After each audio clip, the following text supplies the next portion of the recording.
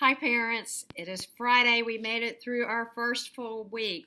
It was an awesome week. We are so proud of the children for managing their own personal belongings and being so responsible about wearing a mask. I will just make one note about the mask. I'm noticing the ones that fit behind the ear with a little button, sort of like a bead that pulls forward, keep them fitted really nicely, and they're able to keep them on. They've been really responsible about making sure that their masks are pulled up and keeping them on during the day, and it is really a challenge. But speaking of masks, we are a heavily based phonics curriculum. And it is very hard for me to see letter formation in terms of how their mouth is making the letter sound with their mask on. Obviously, I can't tell if they're doing it correctly. I'm trying to give the sound and listen to make sure they're making the sound, but they can't see my mouth as clearly to see what I'm forming as well. So I'm going to do a weekly video just every time we have a new letter sound, just so you can check your child and make sure they're making it correctly. One of the mistakes we typically make when teaching phonics to our children is when breaking down the smallest sound, which is the sound that each letter makes, we tend to add vowel sounds, especially in the South. One that's really popular is U, short U, So lots of times when we learn this sound, we'll say K. It is not K, it's K. So what I'd like for you to do is just maybe over the weekend, check your child and see if their mouth is forming the correct sound and make the sound for them. So when they see this, we want to hear K, K, not K. Because we teach encoding and decoding, which means that we teach reading and spelling. So if I'm tapping out this word cat, this is how I would tap it. K, a, t. K, a, t. Cat. If I were to teach that sound as k, it would be k, a, t. They're not four letters in cat. That's why we've got to shorten those sounds and make sure we get them correct. So if you will this weekend, just show this letter to your child and say, can you give me the sound letter C makes? And it should be just a short, quick k. Great, so that's C. I want to talk to you a little bit about the sounds in the alphabet. I hope what you're doing is playing games with your child. Introducing the letter and having them give you the sound is a great game. Sometimes I'll play Go Fish with the alphabet, get two sets of alphabet cards and play Go Fish. But instead of saying, do you have the letter C, I'll say, do you have a letter that makes the sound K? Do you have a letter that makes the sound T? So that we're using sounds instead of letter names. That's a great game to play. But I want to tell you a couple of things about how I teach phonics, just to make sure we're on the same page. This letter. If you Google this on the internet, you'll find that there's a lot of controversy about what sound letter R makes. I tend to fall on the side of the letter C specialist who make the R sound, which is R. It's real hard to isolate that sound, but it's R. Some teachers teach this ER makes the sound. So watch the difference. I'm going to say the word rat and the word brother.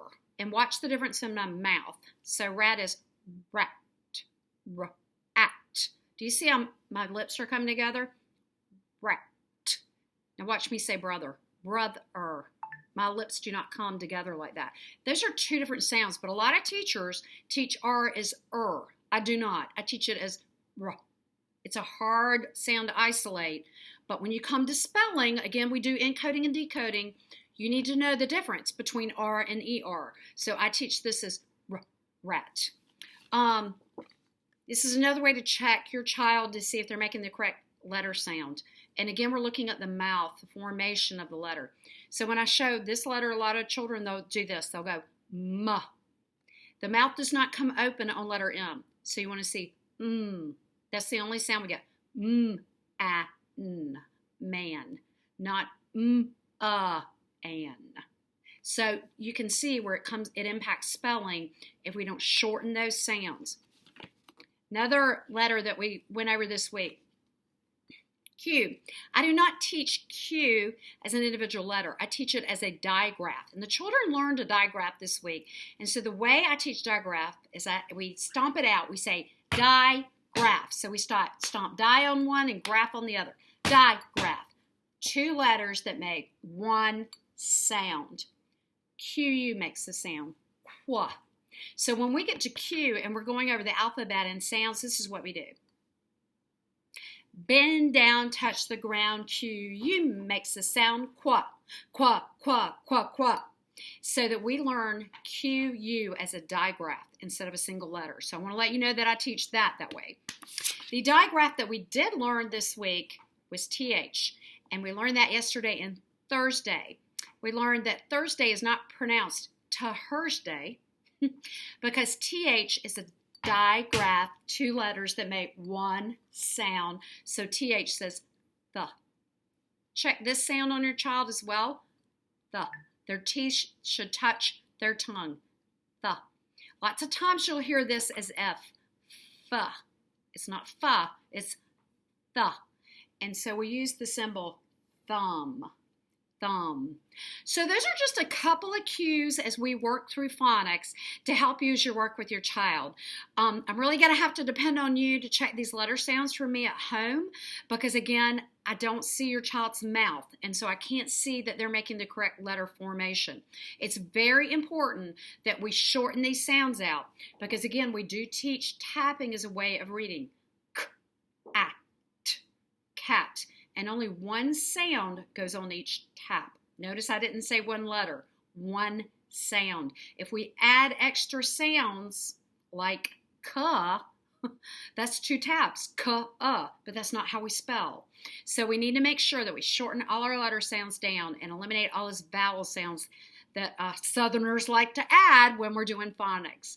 So they had an incredible week, incredible listening skills, and they're getting used to an academic setting, and that is a challenge. But we had a great week and look forward to seeing you all again on Monday. Thank you for this Minute with Phonics.